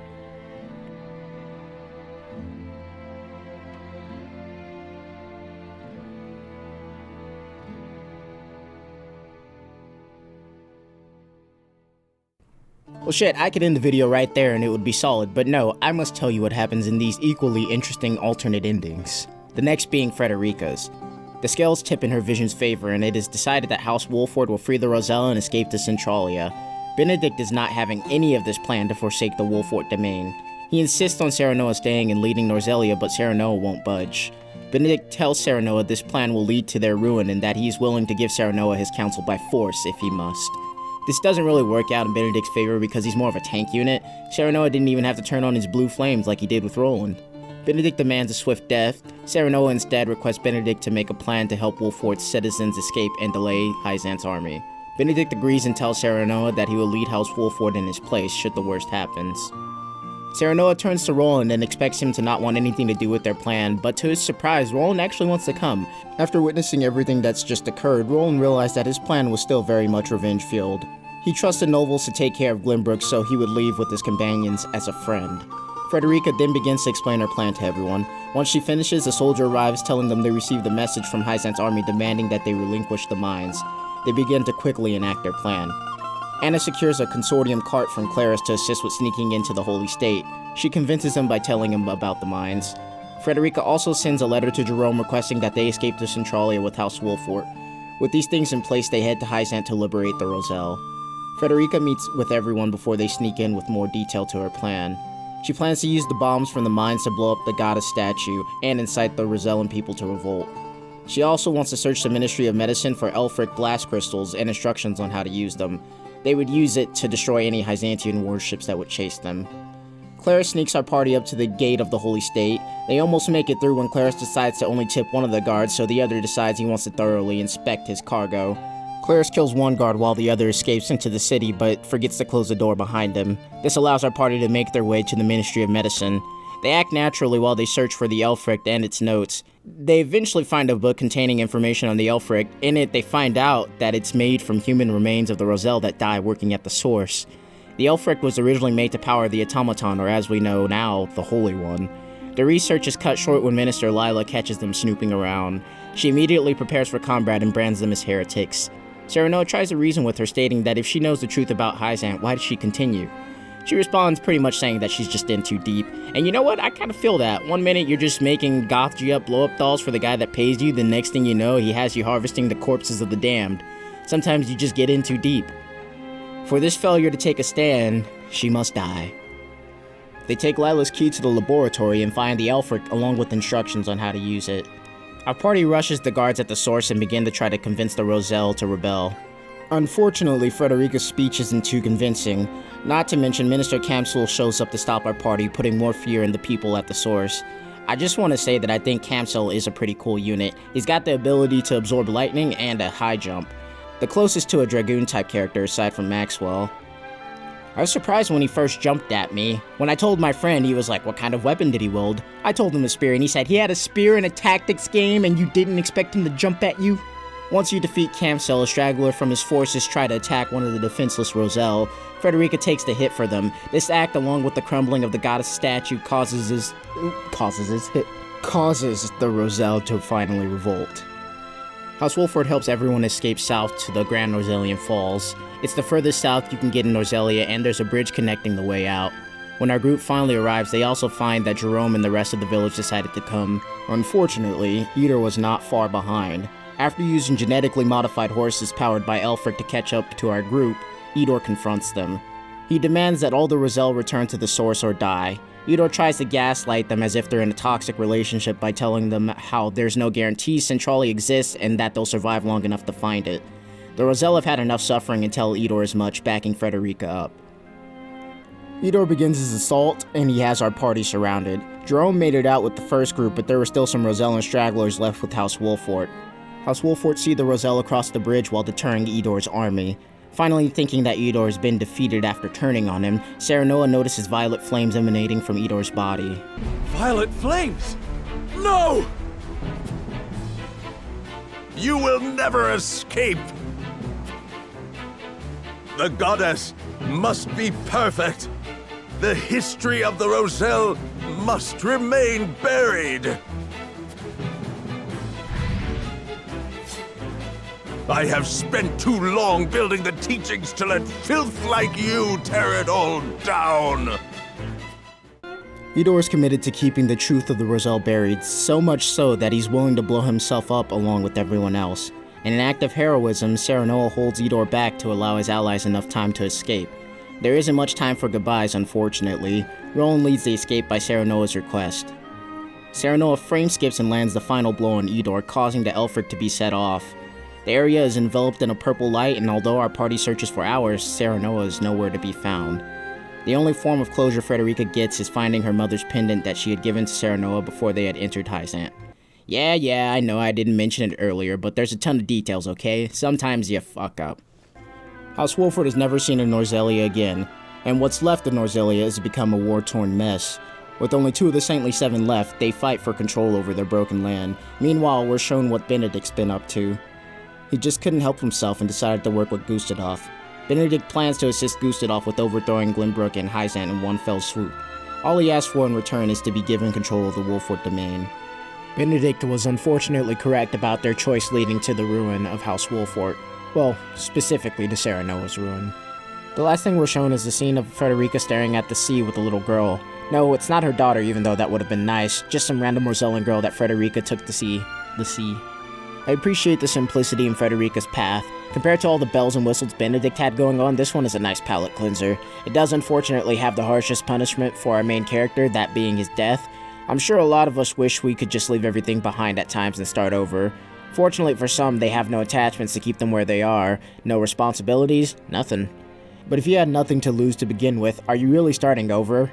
That, and to ask of others to give up everything they know for the sake of your own personal wants is a lot. I see Frederica's plan to be just as selfish as Roland's. It's just disguised in the package of freeing her people and finding new land. There's nothing wrong with Frederica wanting to free her people. It's just that even with Benedict's plan, they could have achieved the same thing while not leaving Norzelia behind to fend for itself.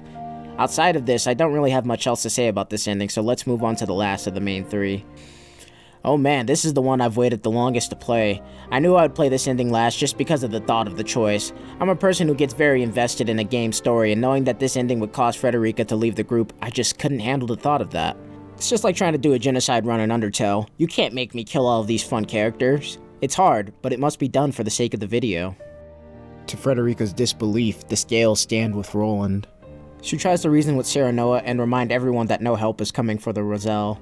Their everlasting peace was going to be made by the continuous suffering of others. Serenoa chooses to stand by the Scale's decision, and so Frederica challenges him to a duel. After tanking all of her attacks, Frederica gives up and decides that she will follow House Wolfort's decision. Serenoa instead tells her to leave the domain because he does not want to force her to do something that stands against her very being. She sees this as a mercy and agrees to walk her own path. Gila tries to go with her, but Frederica would have her stay and watch over House Wolfort. Our party continues on their plan to give the salt crystals to Hyzante and unify all of Norzelia. Serenoa and Roland go to the Hierophant's palace to give them their proposal. Seeing as we already know Idor is the one pulling the strings, we will just refer to him instead of the Hierophant. Before Serenoa and Roland arrive, Idor has Minister Tenebris executed for his crimes. He also intimidates Exam a bit. After hearing them out, Idor decides that he likes the idea of getting the salt crystals, the unification of Hyzante and Glenbrook, and also taking down Archduke Gustadolf. Idor decides to name Roland as one of the Saintly 7, seeing as they have another vacant seat. The new Saintly Seven then begin to plan their assault on Aesfrost. Minister Exam, Serenoa, and Roland are to lead the charge on Aesfrost, while Minister Camsell deals with the Royalist rebellion in Glenbrook. The forces arrive at Twins Gate, with it being defended by Sikrus. Gustadolf sent him to meet Hyzante's vanguard. It's kind of sad because right before the battle, we're shown a scene where Sikrus sees his family off, promising them that he will return. Him and his wife know he's likely going to die defending his home. After House Wolford and Hyzante's forces mow through Twins Gate, they make it to Aesfrost where Gustadolf is waiting. You can tell Aesfrost as a country is throwing everything they've got at you. The citizens are taking up arms, being the ones you face in battle. It's kind of sad to see a nation fight with all it has and slowly crumble. While we see all the citizens of Aesfrost fighting for their country, no one seems to know where Svarog is.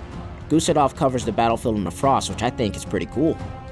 The battle isn't easily won, and the entire time Gustadolf is taunting Serenoa about Frederica. Just a low blow, man. I didn't field Roland, but I assumed Gustadolf would have taunted him as well.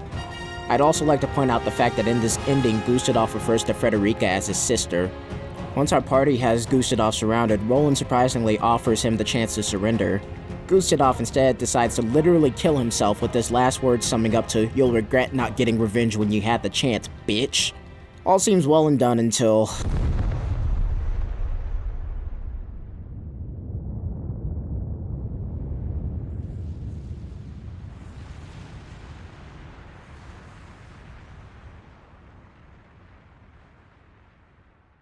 Not moments after Gustadolf's death, a thundering boom resounds through the city. The duchy's blast furnace has been destroyed, spewing destruction into the air. And so it is. The once proud nation of Aesfrost is swallowed by its glorious iron and fire, never to rise again.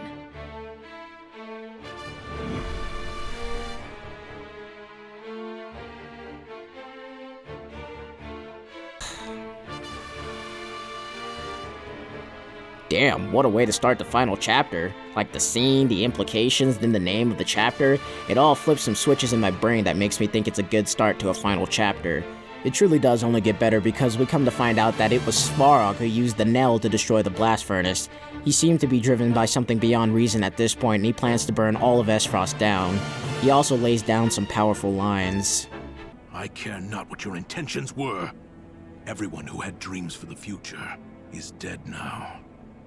Dragan, Gustadolf, Thalys, Erica.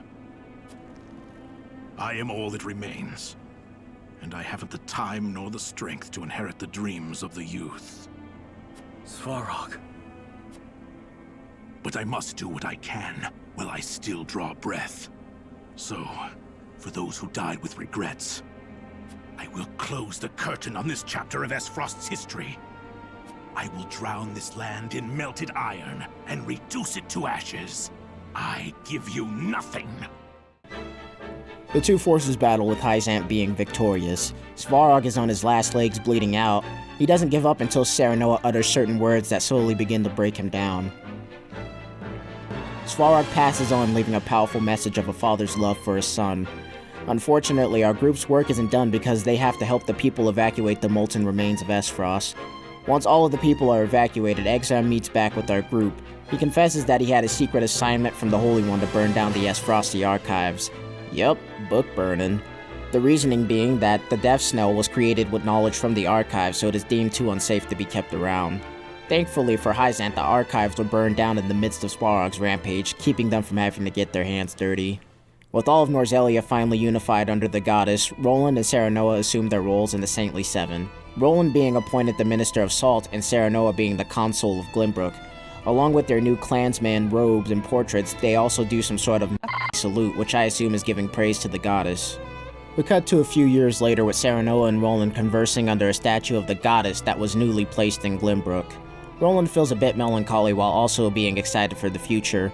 Serenoa consoles Roland and reminds him that they chose this path together. Roland readies to return to Hyzante, but before he leaves, he sees the two orphan children that I assume are from when Patriot killed their parents in Chapter 15. The orphans pray to the goddess statue and gives thanks for the current state of the world because they don't have to worry about being fed or having a place to stay. This makes Roland happy to hear and affirms his struggles. In the final cutscene, we see Gila pass by some Wolfort townsfolk when she begins to listen in on their conversation. They talk about some bald nun that's going around spreading the teachings of Centralia. Gila knows that they're talking about Frederica. They also mention that she has followers, so it's good to know she's not alone. As of writing this portion, I've just completed the Roland Ending, and I have to say, I can see why it's so polarizing. I occasionally browse the Triangle Strategy subreddit, and whenever I see the Roland Ending brought up, people either hate it or love it. There's hardly ever any in between. After playing it for myself, I have to say that I like it as an ending. Like, everything seems perfect in this world, but it has its skeletons in the closet. Mainly the slaves, and the fact that anyone who asks questions get thrown in the salt mines. I also would like to mention that Idor is a slimy man for the positions he gave Serenoa and Roland. He knew having Serenoa as Minister of Salt would not be good because of Serenoa's attachments to Frederica, and by extension, the Roselle. That, and having Roland and Glenbrook could cause certain issues, seeing as that is his home. Idor ensured there would be no feelings and made these choices for them. I feel bad for any Hyzantean characters who joined House Wolford to escape Hyzante's rule, only to ultimately be put back under Hyzante's control. I suppose the last thing I have to say about this ending is give us the bald Frederica portrait, you cowards!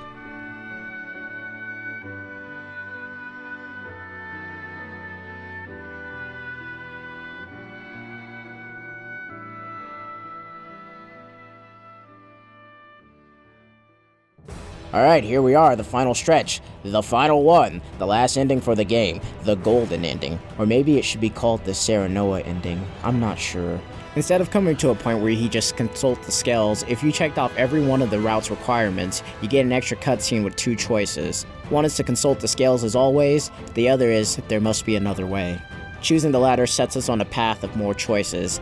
This monologue from Serenoa kinda threw me off. It was so strange hearing him speak so much because as a character he spends so much of his time listening to others, hearing him speak as much really threw me for a loop. Not that I necessarily disliked his voice acting, just that it was odd.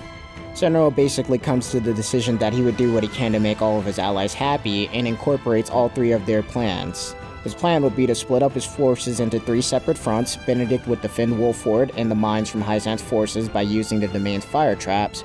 Meanwhile, Roland would go to Aesfrost to negotiate terms for the use of the Death Snow with Svarog, and lastly, Frederica would go to the source to incite another Rosellan uprising. Everyone is in agreement, and for the first time they dismiss the scales. There is one surprise that no one expects, that being Avlora showing up to Castle Wolfort. She comes wanting to join House Wolfort to help put an end to the war. This works out perfectly as she's a really strong unit. Finally, we get to split our units up and oh, I didn't do the other character stories and now I can't go back.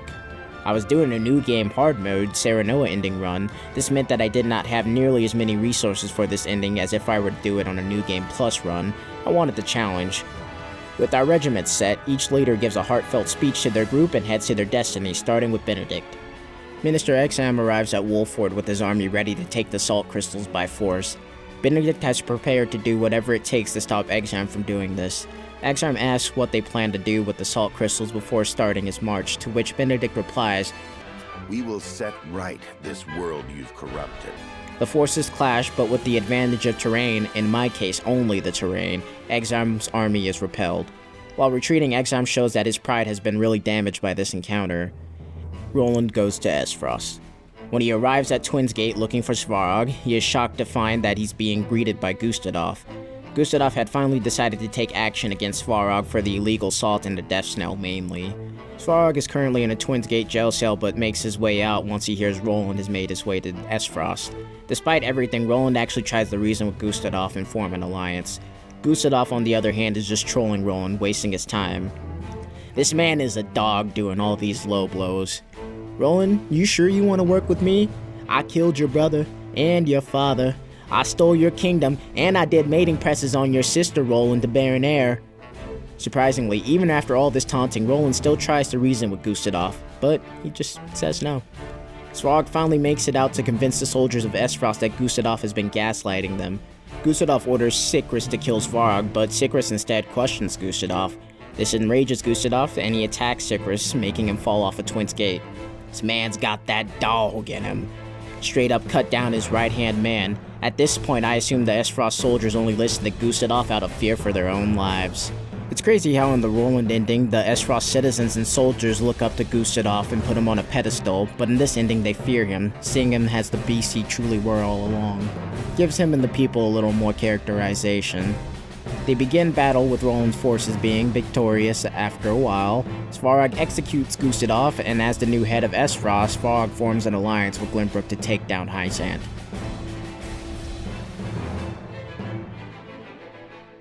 Finally, for Frederica's portion of the plan, she makes her way to Hyzante under the banner of the Consortium, just like we did in her ending, only this time there's much more explosives. Claris assists with getting our forces into the city where they make their way to the source. Frederica begins to rally the Roselle at the source, but is interrupted by Minister Campsell, along with some Hyzantian soldiers.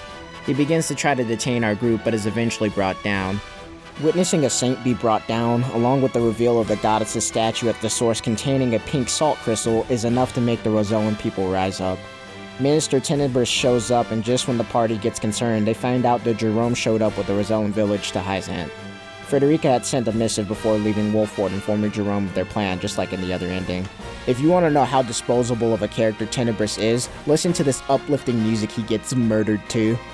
Goddess, protect me!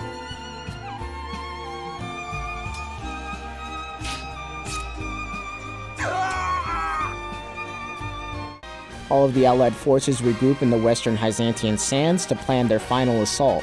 With House Wolfort distracting the Hyzantian forces on the western end and the Rosellan people, the northern eastern end, Svarog goes to set up the Death Snow at the south of Hyzante to break the goddess's shield.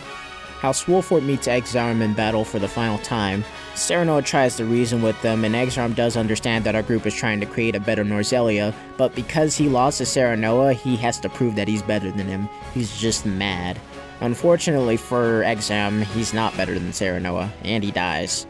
Svarog sets off the cannon, crumbling the goddess's shield. Serenoa regroups with them and presses into the capital city. The people of Hyzante put up very little resistance after having the goddess's lies exposed.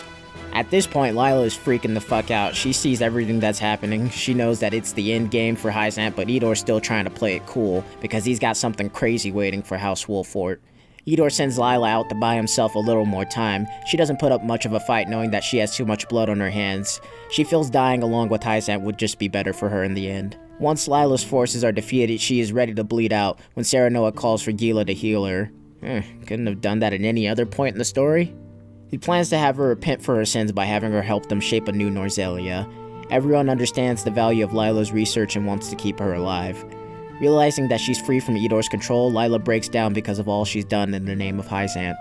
In addition to claiming the capital city, House Wolford presses forward into the Hierophant's palace to finally face the Hierophant and Idor.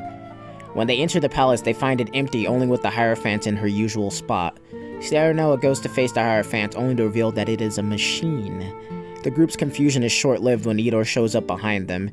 He begins to explain everything. His true end goal was immortality, and he's achieved it. After consuming the power of Elfric, he has ascended to demigod status and is immortal, unless you hit him enough times.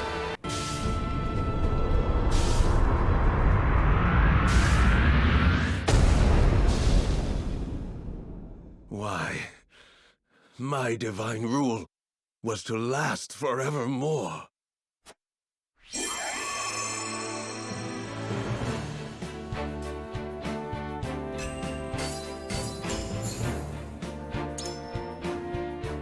Our party defeats Idor, and in Ganondorf fashion, he has the palace set to crumble upon his defeat. Finally, with Idor defeated, Norzelia can be ushered into a new age of peace. We're given an epilogue where all of Norzelia's leaders meet in Glenbrook along with most of House Wolfort. Before Serenoa arrives, he has a heart-to-heart with Benedict. Benedict is having a hard time letting go of the fact that he almost drove Roland away and was callous towards Frederica. Serenoa consoles him, reminding him that they were all having trouble coming to an agreement, but things worked out in the end. Serenoa's forgiveness is enough to convince Benedict to stay with House Wolfort. The two set out to Whiteholm Castle, where Serenoa goes to tie up one more loose end. He meets with Roland before the ceremony and reveals to him the truth about them being brothers. Roland easily accepts this news and offers the throne to Serenoa, but Serenoa declines, wanting to stay the lord of House Wolfort. The two's bond seem to be strengthened by this conversation. Afterwards, Huette shows up, informing them that it's time for the ceremony. In brief, King Roland appoints Lila the head of Hyzante, Svarog the head of Aesfrost, and his final order being for Frederica and Serenoa to have their long overdue wedding.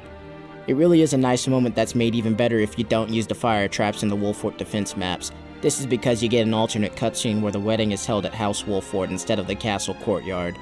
This attention to detail in the game is what made it a joy to spend over possibly 250 hours playing this game. It feels like they thought of almost everything. Team Asano, you had me hooked. When I say I regret not buying the special edition of this game, I mean it.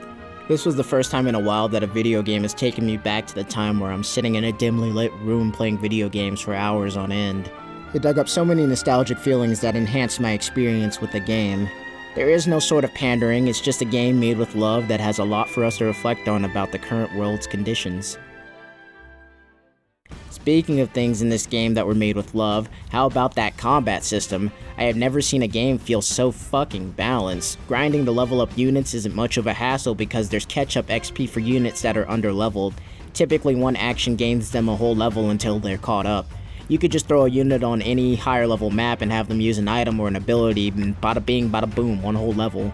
You can't over-level your units, keeping you from being able to just sweep the game with one. You actually have to play most of the maps, which can be very challenging. Units all have the same ability system where they use a resource called TP. TP essentially acts like the game's mana system, with every unit gaining 1 per turn.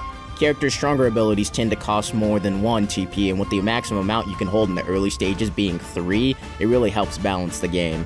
Corentin, for instance, does not have a single ability that costs 1 TP. All of his abilities are much stronger as a result, but in the early stages of the game, he's a much slower character to have in battle. There will often be turns where he won't be able to attack because once he's out of TP, his only form of offense is a book. There's also another game mechanic called follow-up attacks. This isn't a new game mechanic because I seen it in Tactics Ogre, with the only big difference here being any character can follow-up attack. This is your ticket to having enough damage to take out most of your enemies. Just place 2 units on opposite sides of an enemy, have one of them attack, then the other will follow up. Very simple, you'll be using it all game. Unfortunately, the enemies can also follow-up attack, so you'll really have to pay attention to your unit's positioning. It can cause you to lose a map just because you place a unit 1 tile too far. I love this game's approach to the turn order. Rather than having a player phase and enemy phase, the unit's turns are based off of their speed stat. This makes for much more interesting and dynamic gameplay, with the flow of battle changing constantly due to things like speed boost, turn delaying, or enemy reinforcements. It feels like you're actually strategizing on a more meaningful level compared to other games I've played. This game really forces you to use your brain, and I appreciate the challenge. Too often I find games have a lack of faith in their players, but Triangle Strategy respects you at all levels of skill. I suppose I also just really appreciate the fact that the game isn't too intrusive with the tutorials outside of the first map, and even then they aren't that bad. It's just a couple of slide cards you can usually skip. As equally important to the combat is the game's map design. There are a ton of different maps in the game.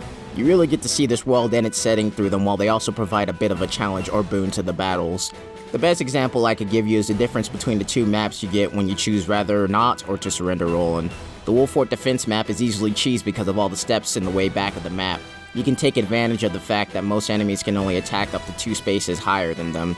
Stand on the tile that allows you to funnel the enemies and watch their forces slowly wither away. On the other hand, the Falks map is just as interactive. As I mentioned earlier, there are lifts on this map, with one of them being broken. If you're like me and didn't get them fixed, you now have to fight one of the most annoying uphill battles in the game. There's a bunch of archers firing arrow at you with height advantage, so they have more range and damage. The worst part is, without the lift, they really are hard to get to because they're well guarded. Oh, did I mention the boss unit on this map uses a bow? That's always fun. In addition, there's also terrain effects in the game that mix up battle too. Icy Square cause units that pass over them to have 1 less movement, and any that stand directly on them will have their accuracy lowered. Wet squares provide the former with the bonus effect of spreading lightning damage. Along with that, some terrain can be set ablaze by using a flame ability or item on them. Not all maps have the same victory requirements, but a decent amount of the time it comes down to kill the boss unit, which basically means rout the enemy forces. Some maps do have overviews and tutorials that you are free to skip, again adding to that trust in the player. I appreciate how alive this game's world feels. The characters exchanging dialogue on the battlefield, the many lore bits left about that have some crazy revelations in them, and along with all that, the beautiful soundtrack composed by Akira Senju, really just does it.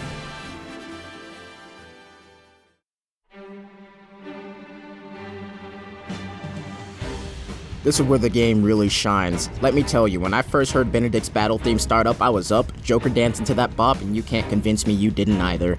The maps even have dynamic music changes depending on things like the current state of the battlefield or when a boss unit begins their first attack. The composition is great, and it feels like the right song is almost always in the right place. When you deliver the salt to Svarog and do battle with Sicarus, the song A Delicate Situation plays, and it does encapsulate the feeling of a delicate situation. The soundtrack is 4 hours long and I love it. I even find myself listening to some of the songs at work because I like them that much. They really bring me back to those tense moments of combat. The music really gives life to this game, and you can feel the emotions that the composer is trying to convey through it. It's a part of the reason I regret not getting the special edition because it came with a soundtrack disc, which I really want so badly. The bad.